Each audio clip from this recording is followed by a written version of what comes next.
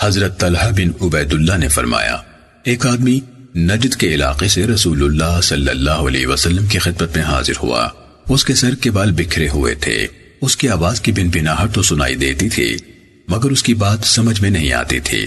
حتیٰ کہ وہ قریب آ گیا تو پتہ چلا کہ وہ اسلام کے بارے میں پوچھ رہا ہے۔ رسول اللہ صلی اللہ علیہ وسلم نے اسے فرمایا، ہر دن رات میں 5 نمازیں۔ اس نے کہا، کیا ان کے علاوہ کوئی اور نماز بھی مجھ پر فرض ہے؟ آپ نے فرمایا، نہیں، مگر یہ کہ تو خوشی سے پڑھے۔ رسول اللہ صلی اللہ علیہ وسلم نے اسے فرمایا، اور ماہ رمضان المبارک کے روزے۔ اس نے کہا، کیا اس کے علاوہ بھی مجھ پر کوئی روزے فرض ہیں؟ آپ نے فرمایا، نہیں، مگر یہ کہ تو خوشی سے رکھے۔ رسول اللہ صلی اللہ علیہ وسلم نے اس کے سامنے زکوٰۃ کا بھی ذکر فرمایا۔ اس نے کہا، اس کے علاوہ بھی کوئی مالی چیز یعنی صدقہ مجھ پر فرض ہے؟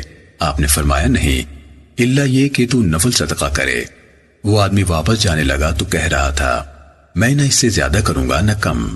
رسول اللہ صلی اللہ علیہ وسلم نے فرمایا، اگر یہ آدمی اپنی بات پر پکا رہا تو کامیاب ہو گیا۔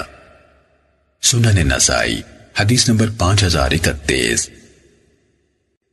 حضرت ابو ہریرہ رضی اللہ تعالیٰ عنہ بیان کرتے ہیں کہ میں نے رسول اللہ صلی اللہ علیہ وسلم کو فرماتے سنا، جو شخص اللہ تعالیٰ کے راستے میں جہاد کے لیے نکلتا ہے اس کے لیے اللہ تعالیٰ نے ضمانت دے رکھی ہے کہ اگر وہ صرف مجھ پر ایمان رکھتے ہوئے اور خالص میرے راستے میں جہاد کرنے کے لیے نکلتا ہے تو میں اسے ضرور جنت میں داخل کروں گا، چاہے وہ میدان جنگ میں قتل ہو جائے یا اسی راستے میں فوت ہو جائے، یا پھر وہ یعنی اللہ تعالیٰ اس کو اس کے گھر واپس لائے گا جس سے وہ نکلا تھا، جبکہ اس کو ثواب بھی حاصل ہوگا اور غنیمت بھی جو اس کے مقدر میں ہے۔